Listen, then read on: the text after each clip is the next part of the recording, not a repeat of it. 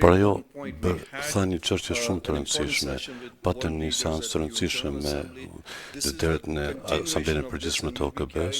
Kjo është vazhdimsi dhe do ta çojmë këtë përpara në Indinë e Pakistan gjatë muajit të ardhshëm dhe çështjet kryesore që të ndodhin. Mendoj se çështja nuk është më se si mund të ndikohet demokracia nga inteligjenca artificiale apo se si mund të ndikohet inteligjenca artificiale nga demokracia, sepse kjo funksionon në të dy anët, qoftë nëse është fragmentimi dhe gjërat që shihen.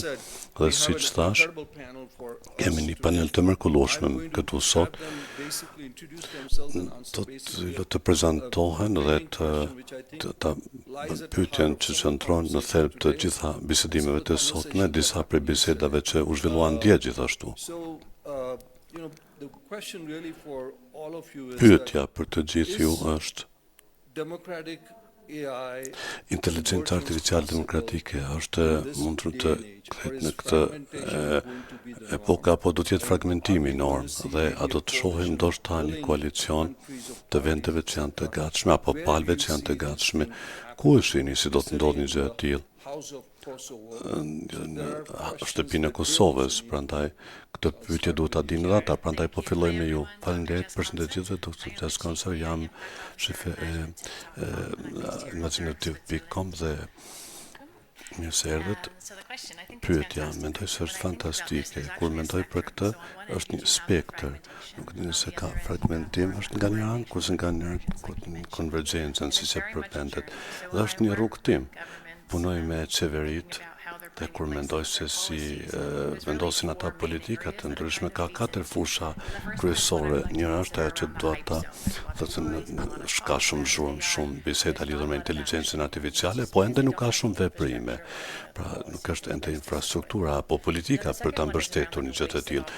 E dyta është zona e mundësive, prandaj ndoshta do të bëjnë disa investime në infrastrukturë, po ende nuk kanë ato për përshpejtimin dhe për ta sjellë edukimin, që është një bazë për ta rritur të përçëson në diplomaci. Tjetra ka të bëjë me zonën e frustrimit.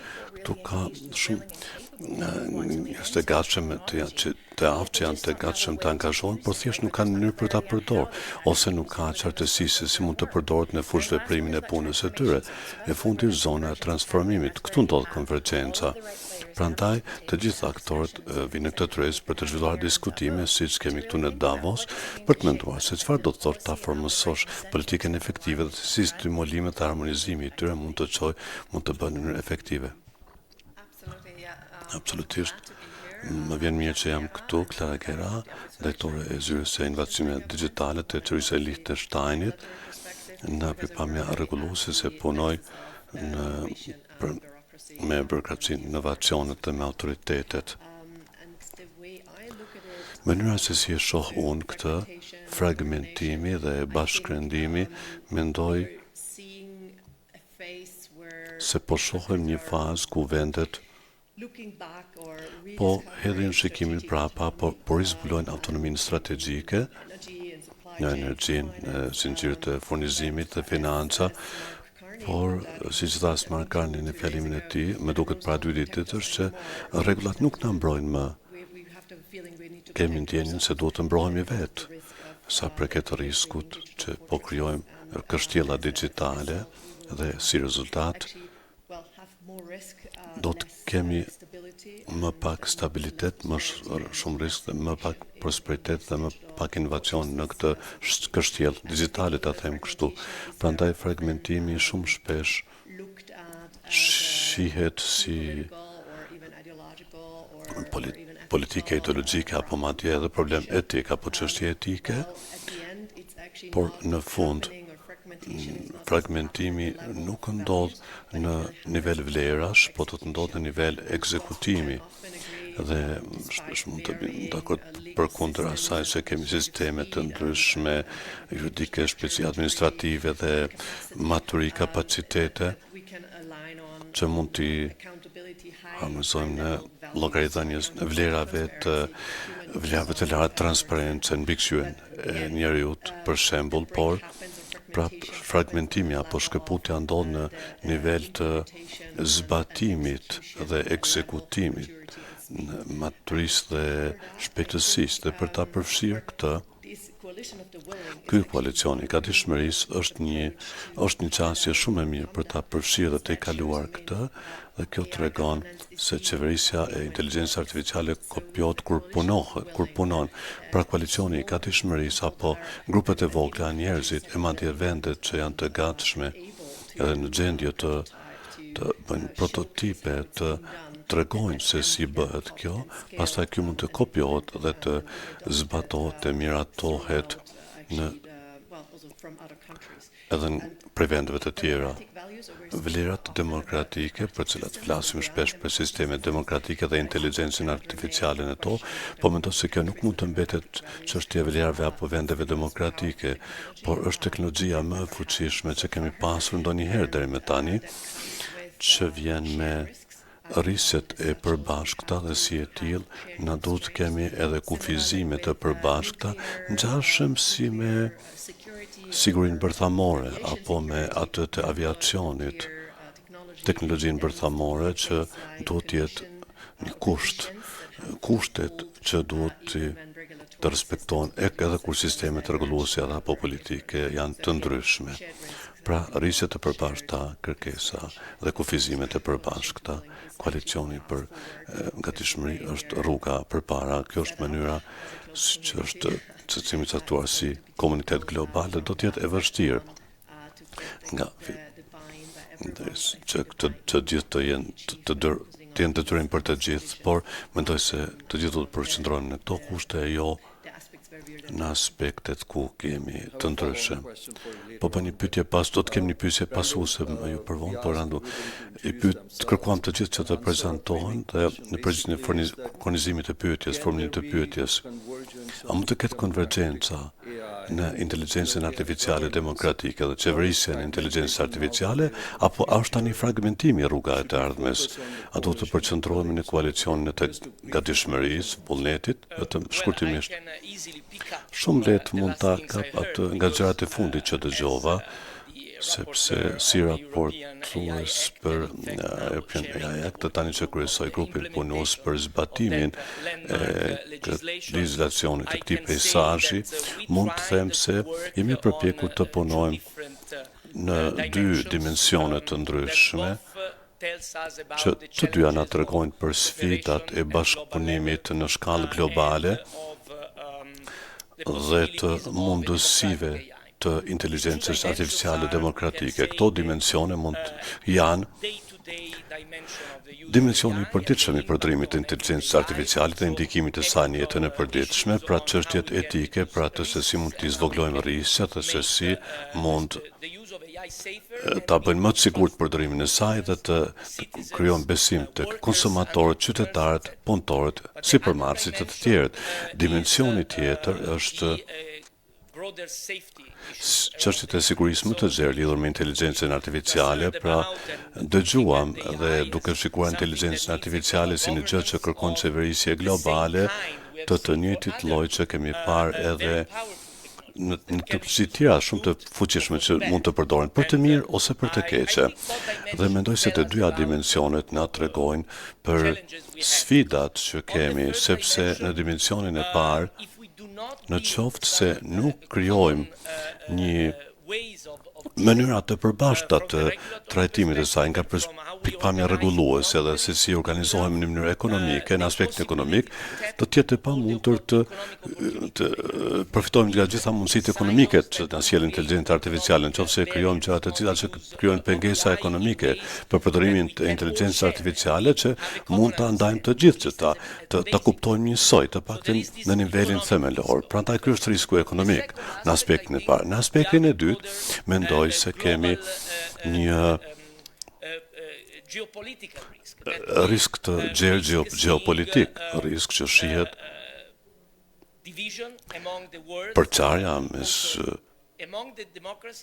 demokracive, por edhe midis sistemeve të ndryshme. Ndërkaq mendoj se nuk duhet ta lëmë, ta braktisim të lëmë këto sfida, dhe nëse mund të them si përfundim një lloj qasje të kombëve të bashkruara, në mënyrë që të përfshijmë të gjithë, sepse fuqia kësaj teknologjie është evolucion tepër i shpejt dhe kjo na tregon se duhet të punojmë së bashku me të gjithë, nëse është e mundur. Dhe ata që duan të përjashtohen do të na bëjnë të sjellim koalicionet e gatishmërisë, por duhet të fillojmë me një vakt më të gjerë të bashkëpunimit të mundshëm. Pra, pastaj të bëjmë atë që është e mundur, që është realiste, por duhet ta bëjmë. Mendoj se këtë duhet ta themi, sepse shoh pak si ritëm të ngadalshëm. Në Indi për samitin e impaktit isha në Paris. Gjithmonë shkoj në këso lloj takimesh. Shpresoj samiti i Indis do të na ndihmojë të përshpejtohemi, siç jam i sigurt që edhe debatet këtu në Davos do të bëjmë disa hapa përpara. Vetëm një pyetje e shkurtër. Tha se të gjithë, e kishit fjalën të gjithë? Pra, duhet të përfshihen. Edhe ato që janë jo demokratike, po mendoj se duhet të kemi dy qasje, të dy llojet e qasjeve, të punojmë me të gjithë për një lloj mirëkuptimi themelor, siç punojmë me idenë e traktateve sa përket armëve bërthamore apo armëve kimike. Po ju jap një shembull. Tani po diskutojmë për çështjen e robotëve vrasës me fuqi inteligjencë artificiale, lloj terminatorësh, gjëra të tilla. Dhe duhet të flasim me të gjithë për këtë. Pastaj e dim se ndoshta jo të gjithë do të jenë në gjendje të ndërmarrin hapa, të bëjnë hapa përpara. Atëherë nuk duhet të bllokohemi atë të patikrojmë veto vetes nga ata që thjesht nuk duan të bëhen pjesë e diskutimeve globale. Në fakt do të përmendja, siç thash më parë, fjalimin e kryeministit Kerni, që mendoj se edhe në këto çështje na jep disa ide. Faleminderit. Unë jam Kombis Arahimi, udhëheqës së çështjet qytetare globale dhe politike globale. Faleminderit Sanxhi që më ftuat. E pranova këtë me shumë të tjera, jo për temën, por për atë se ku do të mbahet kjo në shtëpinë e Kosovës, sepse unë kam qenë në Kosovë disa herë. Kam shumë miq të mirë atje në Prizren e Prishtinë. Prandaj jam shumë i kënaqur që jam këtu. A do ta vlerësoni. Tema, mendoj, është shumë e rëndësishme. Kur flasim për qeverisjen e inteligjencës artificiale, jam i sigurt se shumë për ju keni marrë pjesë në shumë seanca këtu në Davos, dhe ajo që mund të thuhet janë vlerat. Si duam që këto teknologji që po evoluojnë, që po përdoren në aplikacione të shumta të ndryshme, nga shërbimet financiare deri tek mbrojtja e tek konsumatorët, tek shëndetësia, si të harmonizohemi, si e shohim të ardhmen e kësaj teknologjie, si do të ecën ajo përpara për një shoqëri më të mirë, për rezultate më të mira. Prandaj të e orientuar më shumë drejt rezultateve. Mendoj se ajo që pjesa që nuk po mungon, po nuk doa të flas shumë, të diskutoj për këtë, ka të bëj me këto vlera të demokratike, liria e mendimit, liria e shprehjes. Jo të gjithë do të shohin sy me sy se si duhet të zhvillohet inteligjenca artificiale dhe si duhet përdoret ajo. Por mendoj se kur themi qeverisja demokratike, inteligjencë artificiale apo koalicioni i gatishmërisë, mendoj se duhet të mblidhemi dhe këtu po identifikojnë një varg parimesh që cilat mund të harmonizohemi se si duhet të qeverisen këto teknologji dhe përveç kësaj çdo vend, çdo komunitet mund ta ketë kulturën e vet. Pra, inputet kulturore gjithashtu janë shumë të rëndësishme, nga se bota nuk është një.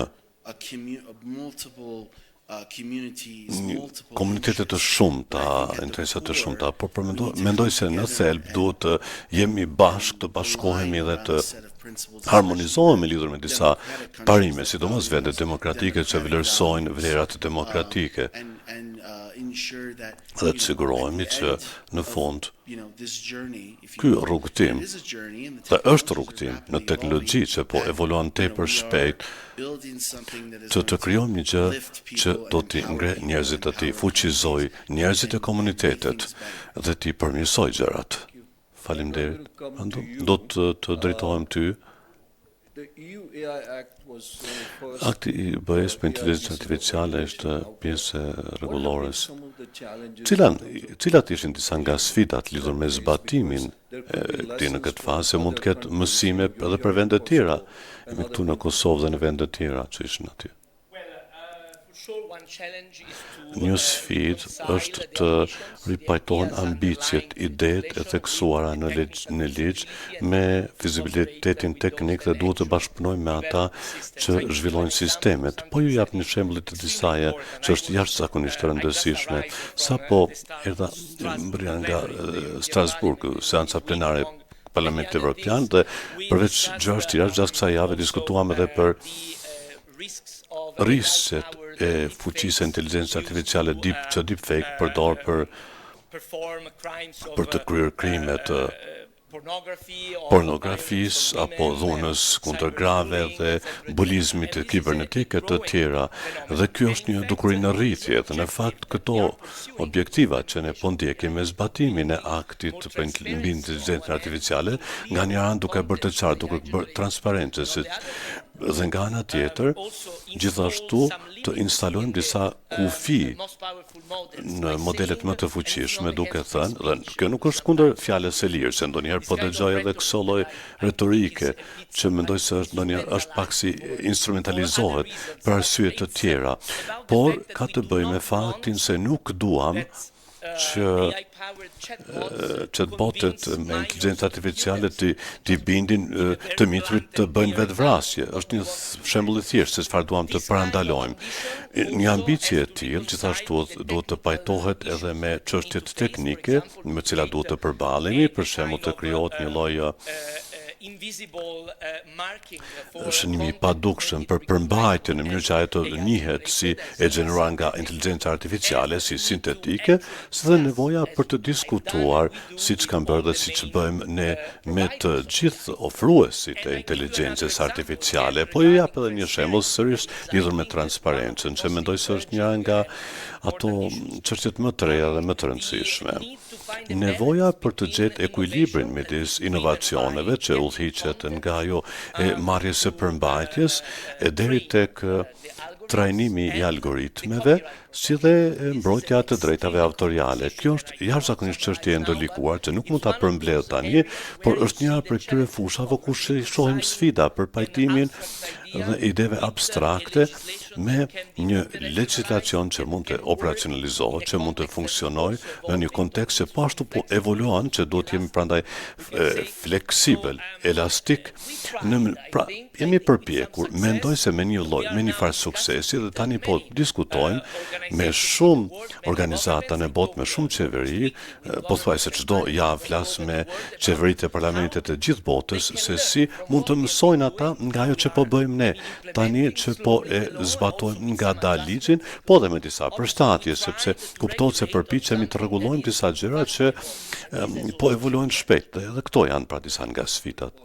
Vetëm një pyetje tjetër plotësuese, në Shtetet e Bashkuara ka disa padi me OpenAI apo me disa ekipe ku situata të tilla që kanë ndodhur. Si po e shikon BE-ja këtë? Ka disa ligje që punojnë në shtetet të ndryshme për të kuptuar se si po shikon BE-ja këtë. Situata në Shtetet e Bashkuara është mjaft komplekse tani sepse është çështja e moratoriumit dhe ekziston një pikpamje shumë specifike se si zbatohen të drejtat autoriale në kontekstin e inteligjencës artificiale. Është ndryshe se si e shohim ne në BE. Ne nuk mendojmë se mund të konsiderohet si përdorimi i drejtit të drejtave autoriale duke që trajnuar algoritmat, por kemi një qasje tjetër. Mund të themi do jemi më mbrojtës si parim themelor ndaj artistëve, krijuesve. Kështu mendojmë në Evropë, kjo bazohet tani në kulturën tonë të drejtave autoriale dhe mendoj se në BE objektivi është që të shmangim padimet të tyre gjyqësore. Ideja është që tani po punojmë në këtë fushë, njëra nga shumë fushat, është që të krijojmë një kontekst të mirë për marrëveshje, që të krijojmë marrëveshje midis zhvilluesve dhe krijuesve, që të shmangemi pa dive në fakt, por në një situatë ndryshme siç është sot. Sot mbrojtja, sipas mendimit tim, është se artistët, krijuesit, sektori krijues në përgjithësi, që përfshin shumë gjëra, muzika, filmat, artistët individual, ata janë në pozicion shumë të dobët, prandaj duhet t'i forcojmë ata në këtë lloj. Duhet të krijohet një lloj negocimi midis kreativitetit të njerëzve dhe inovacioneve që përfshin inteligjencën artificiale. Po, të trajtojmë ty, vendet e vogla si juaj, në përgjithësi janë shumë aty sa përket transformimeve dhe teknologjive transformuese. A duhet të luajnë ata rol udhëheqës për të krijuar qeverisjen e inteligjencës artificiale?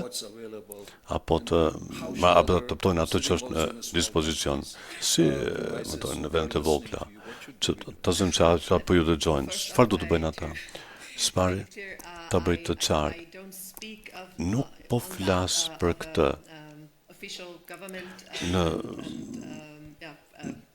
Nuk po flas për politika zyrtare të qeverisë, jo nga kjo pikpamje që janë reflektimet e mia personale lidhur me përballjen me qeverisjen e inteligjencës artificiale, ku mund të tregojmë se si jemi qasur ne në Liechtenstein.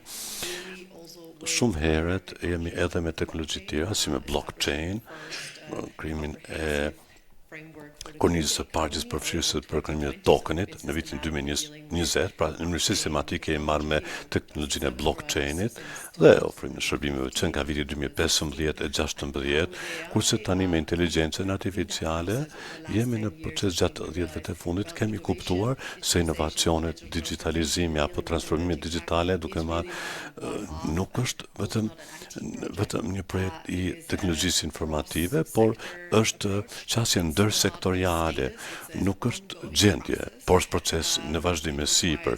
Kjo kërkon shumë koordinime strategjike që çojnë tek krijimin e zyrësime, që tani përqendrohemi në inovacionet e marketingut financiar dhe kryesisht blockchain, dhe në mandatin që merremi me bashkërendimin e kompetencave dhe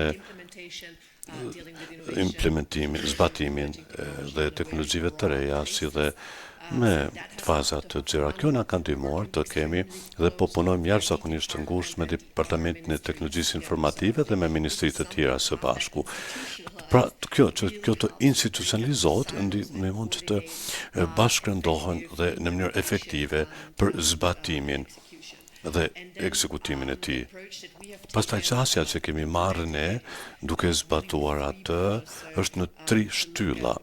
Të shikon së pari strategjia kryesore se si duam ta trajtojmë inteligjencën artificiale në administrat, pastaj të përqendrohemi në shtyllën e parë, si dhe aplikacionet e Office-it si Microsoft-it, që është tash me Copilot është zhvilluar më shumë, dhe që do ditë të përdoret, dhe tani kemi krijuar një mjedis demonstrues, që do të thënë me web UI, front face, dhe pastaj mund të lidhëm shumë elementet të ndryshme të LML-s, për shembull që varësisht nga rastet e aplikacionet mund të jemi shumë modular dhe agjil, ndërsa në fund shërtojmë edhe përdorimet specifike për sektorët aplikacionet që ose i kemi krijuar vetë, ose që i kemi blerë nga jashtë.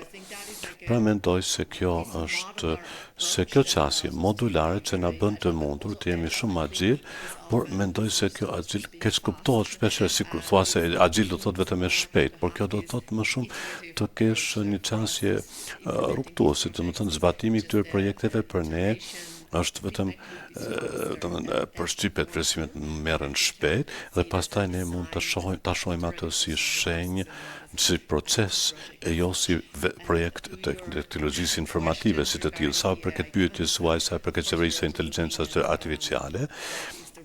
Shikojmë se cili është roli që duhet luajnë shtetet në këtë fushë, dhe kjo në nivel të Liechtensteinit nuk është diskutuar akoma në nivel qeverie, por personalisht mendoj se ka nevojë për këtë lloj fuqin soft power të besueshme për ta përdorur për mbështet krijimin e koalicioneve të tilla të gatshmeve, për të treguar se si modelet e tilla qeverisë të mund të implementohen, të zbatohen, sepse nuk kemi kërcënim për askë, nuk kemi qendra të dhënave,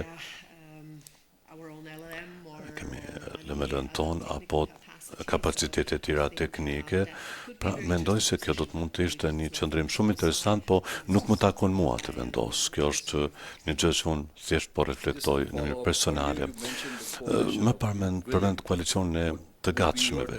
Cili do të ishte përkufizimi juaj këtyre koalicioneve?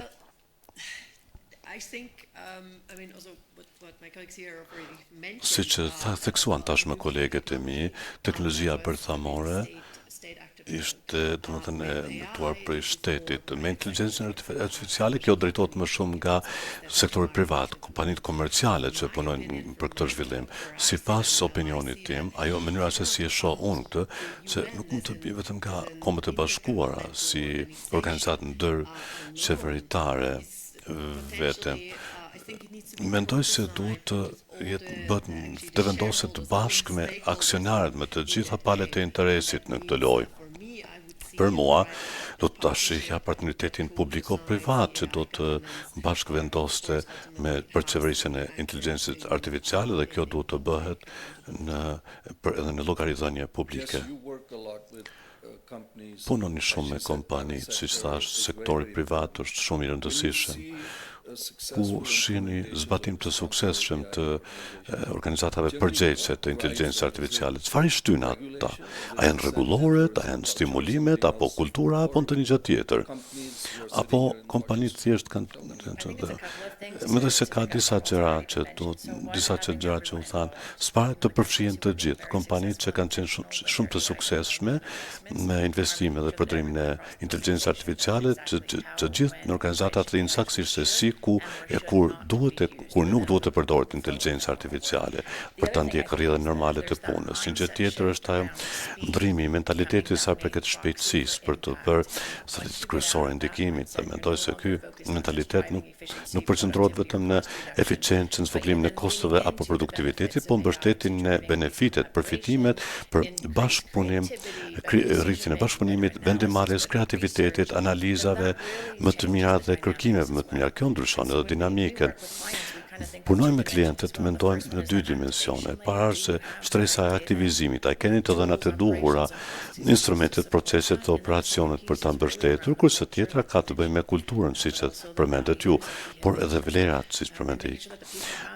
Njerëzit kanë atë bazat e edukimit, se kur mund ta përdorin instrumentet e duhura të inteligjencës artificiale dhe si t'i përdorin ato në mënyrë efektive. Dhe këto janë shumë të rëndësishme.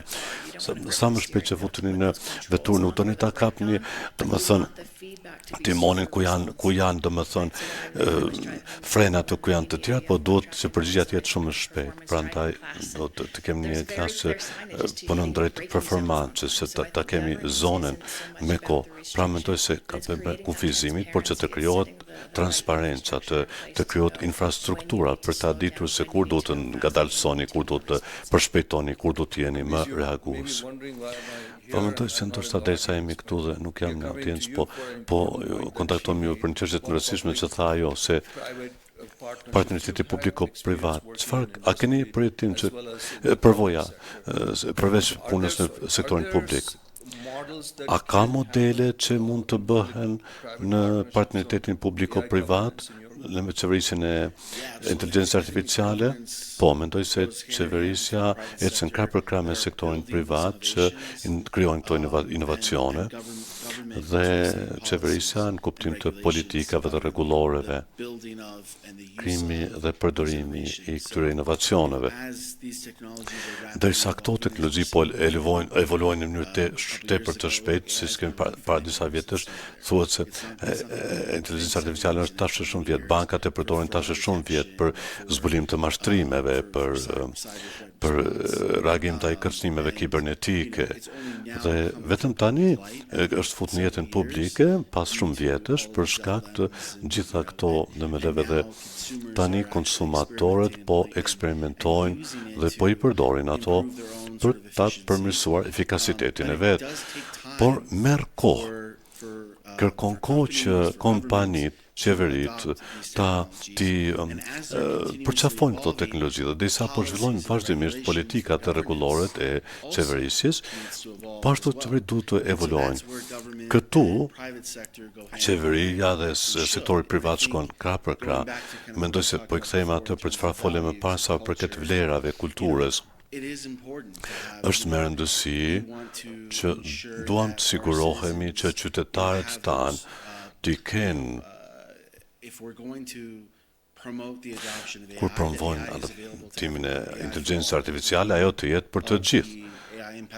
Që domethënë kemi samitin e ndikimit e AI-s në Indi, cilat janë rezultatet, çfarë rezultatesh duam të arrijmë dhe çfarë teknologjish po na ndihmojnë për të nxjerrë këto rezultate më të mira, bashkëpunimi, bizneset, truar deri fitimit, qeverisë, deri të realizimit të misioneve duhet të bashkohen dhe qeverisja kështu mund të bashkojmë këto dyja bashkë. Faleminderit, Randall. Kur rregullora mbi AI-n çfarë do të thotë në bllokun e vendeve, çfarë mekanizmash janë të rëndësishme për zbatimin e saj? Është çështje shumë e rëndësishme kjo, sepse derisa teknologjia po evoluon dhe temat janë shumë horizontale, duhet të kemi një zbatues të fortë, që do të thotë se duhet të investojmë në aftësitë publike, që t'jemi në të njëjtin nivel të njohurive dhe të kapaciteteve për të operuar dhe aktorët e madh privat, sepse siç u tha më parë, kjo është teknologji që është orientuar nga teknologji tjera më shumë në aspektin privat, sepse aktorët privat, prandaj është sfidë e madhe që të kapet hapi lidhur me talentin, sfidave organizative, por nuk shoh ndonjë alternativë për të shmangur që të ketë mungesë të llogaridhënies publike për atë se si përballemi me këto, e sidomos në qoftë se jemi mjaft ambicioz. Deshet, në rastin e BE-s kemi zgjedhur që të ndalojmë disa raste të përdorimit të AI-s. Në BE tani kjo është në funksion. Njëra nga pjesët e aktit të BE-s që plotësisht zbatohet e që është ndalimi në disa raste të përdorimit të AI-s në kontinentin ton apo në hapësirën ton të bashkimit, që janë për shembull përdorimi i kamerave biometrike pa autorizimin e gjyqtarit, që mund të përdoren vetëm për disa përdorime që lidhen me sigurinë, dhe nuk duam të kemi, kontrollim të kamerave që vendosen pa një analizë të fortë të hollësishme. Kemi ndaluar njohjen në vendet e studimit, në vendet të punës, kemi ndaluar përdorimin të ashtuar të policimit parashikues, një lloj sistemi që parashikon se kush vetëm në bazë të aftësive parashikuese të sistemit të AI-s mund të kryejnë krim. Nuk ndalojmë përdorimin e AI-s për të forcuar parandalimin e krimeve, por nuk duam që sistemi prezumimin e pafajësisë ta pengoj këtë, apo ndonjë element tjetër, vetëm në bazë të fytyrës, apo në mënyrën se të folurit, apo se ku ke lindur, se do të shënjohesh si person që je më shumë i orientuar drejt kryes së krimit. Ndalimit e përdorimit të tilla në sistemet të tilla në Shtetet e Bashkuara, dhe mendoj se ne kemi qenë të mirë që në ndalimin e saj. Kjo, në fakt, ishte një gjë ku, siç më pyetet më parë lidhur me sfidat, kemi parë dhe shumë sfida, sepse mund ta imagjinoni se unë thash disa shembull, nuk ka shumë përdorime të tjera të ndalimeve, po këta shembuj janë shumë të qarta. Këto përdorime lidhen me kontrollin shoqëror, survejimin, kufizimin e lirive të qytetarëve.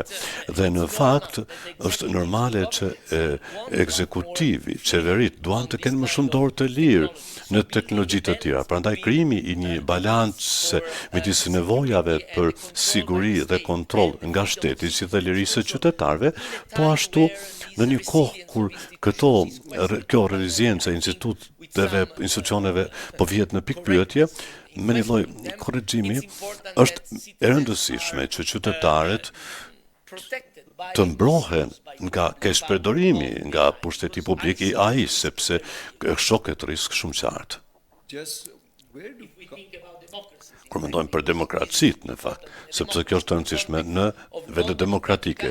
Në vend jo demokratike, apo në kontekstin jo demokratik, ndoshta është më pak e rëndësishme, po ky aspekt është veçanërisht i rëndësishëm kur flasim për qeveritë demokratike të AI-s. E keni fjalën për zbatimin apo jo? Pikërisht, zbatimin dhe konsideratat e rriseve të survejimit kontrollit shoqëror. Ne kemi vendosur të ndalojmë disa prej përdorimeve. Ndoshta mund të zgjedhni rrugë të ndryshme, mënyra të ndryshme, po duhet të jeni në dijeni se këto janë rriset e vërteta të shtypjes së lirisë demokratike përmes AI-s.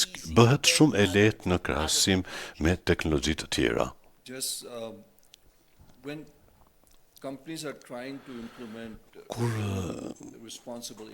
Kur vend po përpiqen ta razbilojnë AI, ku janë disa fusha që kanë më shumë pengesa, nëse mund të na theksoni për dëgjuesit. Më e madhja mendoj se është të shohin AI si tick box i ushtrim, ku një varg licencas në Gemini, Copilot apo ChatGPT, po pastaj u mungon ajo, nuk i kanë stimulime dhe harmonizimet për ta zgjidhur të pyetjen se çfarë është AI-ja, se çfarë duam të arrijmë në punën e përditshme, çfarë sfidash përpiqemi të zgjidhim për konsumatorët, klientët, studentët në rastin e arsimit. Edhe kjo ka të bëjë me bushllëkun e edukim, një qasje ku të gjithë ndjekin të njëjtin trajnim të AI-s, po nuk do ta përdorin të gjithë AI në të njëjtën mënyrë, jo të gjithë kanë të njëjtën qëndrime teknike dhe të gjithë mësojmë ndryshe. Prandaj mendoj se kompanitë po bëjnë këtë aspektin e personalizimit të AI-s dhe krijimin e shtresës së edukimit themelor, si dhe udhëzimet e qarta, nëse diçka nuk shkon mirë, shumë shpejt ta dinë se këta pyesin, çfarë transparencë ekziston, çfarë llogaritënie ekziston, si dhe krijimi i të suksesshme ku mund të eksperimentojnë me instrumente të tjera të AI-s të krijojnë inovacione në atë mjedis të sigurt të mbyllur. Faleminderit. Vendet e vogla, si krijojnë aftësitë rregulluese? Ka vende të vogla këtu.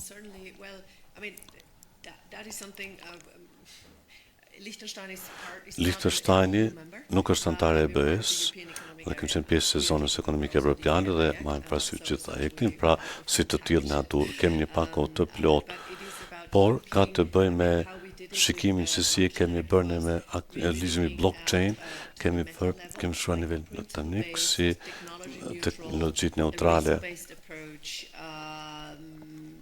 risku në bazë të qasjes, por kjo është pragmatike dhe e realizueshme dhe nuk mbetet nga zhvillimet teknologjike, pra shikojmë se çfarë niveli mund të trajtoni që të shkojë në rrënjë të problemit apo në çështjen rrënjësore që keni për qëllim ta zgjidhni e jo që sipas mendimit tim do të ishte gabim që të rregullohen raste të ndryshme të përdorimeve apo në rastin e blockchainit ishte të mos përdoren rast të përdorimit apo klasifikimit tokenit, por të përcaktohet tokeni në mënyrë të tillë abstrakte që vlente për zhvillimin teknologjik, si dhe rast për përdorimin të ndryshme të rasteve.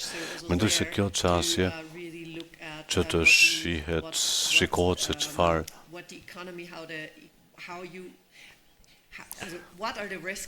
cilat janë rrisqet që po trajtoni, a janë të reale këto rrisqe apo hipotetike dhe të krijohen për ata mbrojtësit, inovacione mundësuese. Ne shohim inovacionet jo si element pengues për inovacione, por për ta mundësuar atë, sidomos si një fushë shumë komplekse dhe rregulluar si në bujqësi, kujdesin shëndetësor, apo edhe në financa, apo edhe në sektorët tjerë. Pra, ekzistojnë tashmë shumë aplikacione, ndihmon kompanive dhe qytetarëve, nëse ka qartësi ligjore dhe parashikueshmëri ligjore dhe llogaridhënie. Kompanitë janë të orientuar drejt investimeve, inovacioneve, sepse e dinë se çfarë kriterësh duhet kanë për të zbatuar dhe nuk u futën në territorin e zbatimit që nuk është i përshtatshëm për rritjen ekonomike dhe në fund për inovacione. Faleminderit.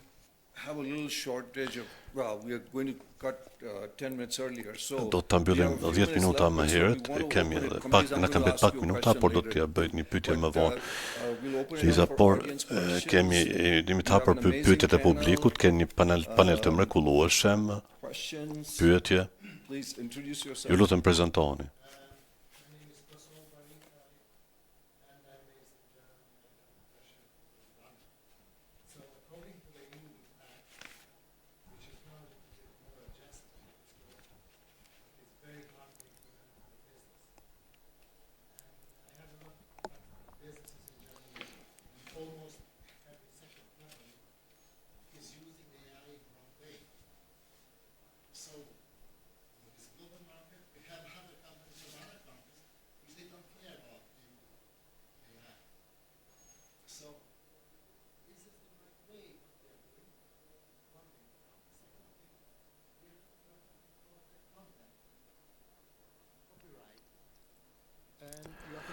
Po flisnin për të drejtat autoriale. Pra, në qoftë se mbroni aq shumë të drejtat autoriale, AI-ja do të krijojë shumë përmbajtje dhe brezi i ri do të harrojë për përmbajtjen njerëzore, por kjo do të ndodhë.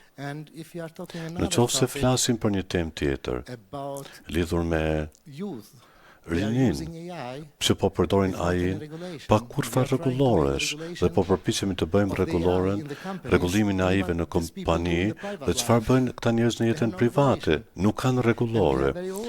Kemi një popullim shumë të vjetër në Gjermani dhe nuk e kanë idenë për AI-n.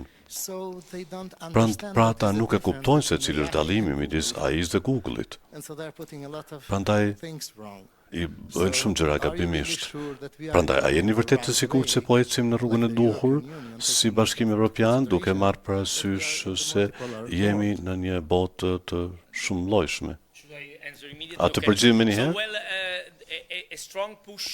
Një shtytje e fuqishme që kemi nga institucionet evropiane dhe shpresojmë se qeveritë tona do ta kryejnë ka të bëjë me edukimin për AI-n, sepse ajo që thatë ju në pjesën e fundit të pyetjes suaj është realitet plot. Kemi mungesë edukimi për AI-n, që është një problem shumë i madh. Mirë po, lidhur me çështjet e para që ngritet, të them të drejtën, shohim shumë propagandë lidhur me këtë ligjet të AI-s, sepse rregullat e ligjit të AI-s vlejnë për ata që zhvillojnë AI-n për të penguar produktet e AI-s që të hyjnë në treg para se të kontrollohen për disa karakteristika të caktuara. Në fakt, kjo është pjesë e ligjit aktit AI se ende nuk po zbatohen, tani në fakt po diskutojnë për të thjeshtësuar disa pjesë të tij që të zbatohen në fund të vitit 2027. Pra, kjo në fakt ndikimi do të thoshim përdorimi në jetën e përditshme i AI-s për përdorimin mjekësore, për përdorimin në vendin e punës, për të siguruar që sistemet që hyjnë në tregun e BE-s të kontrollohen lidhur me çështjet si cilësia e të dhënave dhe përtashmëria, niveli i sigurisë kibernetike, merr kohë, sepse na nevojiten standarde e që po zhvillohen.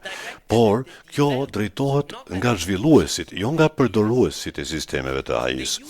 Pra përdoruesit e sistemeve të AI-s, qofshin kompani apo përdorues privat, mbrohen, janë të mbrojtur nga rrezikët që vijnë, për shembull, nga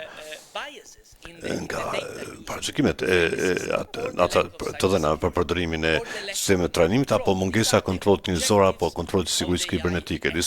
Këto janë disa nga objektivet e ligjit të AI-s. Është shumë e rëndësishme të kuptohet se ku qëndron problemi, ku qëndrojnë problemet reale Në ekosistemin e AI-s, kur flasim për startupet që duan të rriten në Evropë, për shembull në fushën e AI-s, ato janë lodhur nga sasia, numri rregullorëve që kemi ne në BE, po kjo nuk lidhet konkretisht me vetë ligjen e AI-s, po është çështje më e madhe dhe ka të bëjë me mungesën e integrimit real. Pra shumë rregulla që duhet të jenë evropiane janë shumë të fragmentuara, çdo shtet antar i bën gjërat në mënyrën e vet. Pra zvogëlimi i fragmentimit, thjeshtësimi, u fol në raport për një pjesë të tekstit që ka të bëjë edhe me një temë të caktuar që është çështja e të dhënave. Pra ky është problem shumë i madh për kompanitë tona në Evropë. Përdorimi i të dhënave është tepër i ndërlikuar. Tani nuk kam kohë t'ju tregoj për këtë, t'ju flas për këtë, por aksesi në të dhëna dhe aksesi në kapital, Unioni tregut kapital nuk ekziston, parat shkojnë në fundet që financojnë kompanitë amerikane. Ne nuk mund të flasim shumë për këtë, por kur flas për kompanitë që duhet të rriten, problemi i tyre është kapitali, problemi i tyre janë të dhënat dhe llogaritja e aftësive të tyre, ndoshta me këtë faktorin e AI-s, tani po përpiqemi ta kalojmë këtë hendek dhe deri aty sa në mjedisin rregullues që është kompleks. Po, duhet ta bëjmë më të lehtë, po nuk ka të bëjë me ligjin me AI-n, por është çështje më e gjerë që ka të bëjë me shumë kompleksitete të përdorim të sistemit, duke përfshirë fragmentimin. Sanxhaj kishte shumë të drejtë që insistoi për çështjen e zbatimit, sepse në qoftë se kemi rregulla që nuk duhet të jenë evropiane, atëherë çdo shtet antare interpreton ato në mënyrën e vet, dhe atëherë zbatimi është i dobët. Nuk funksionon, krijon shumë probleme, u krijon bizneseve. Pra, mendoj se është pak më ndërlikuar se kaq, po unë e njoh këtë debat shumë mirë dhe ju falenderoj që pyet.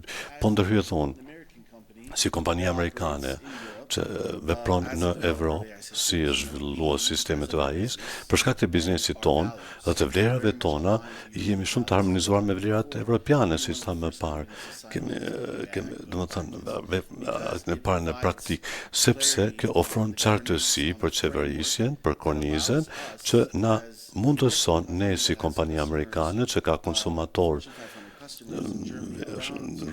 në Gjermani dhe në gjithë botën, por edhe në Evropë, na jep një qartësi të tillë se si do të jetë kjo kornizë dhe na jep udhëzim me lidhur me të, por aty ku e shoh unë se rregullorët që ne i duam, na pëlqejnë rregullorët, na pëlqen qeverisja dhe ajo që dëshon industria është qartësi. Ata duan një lloj që është uniforme, që është një standard evropian.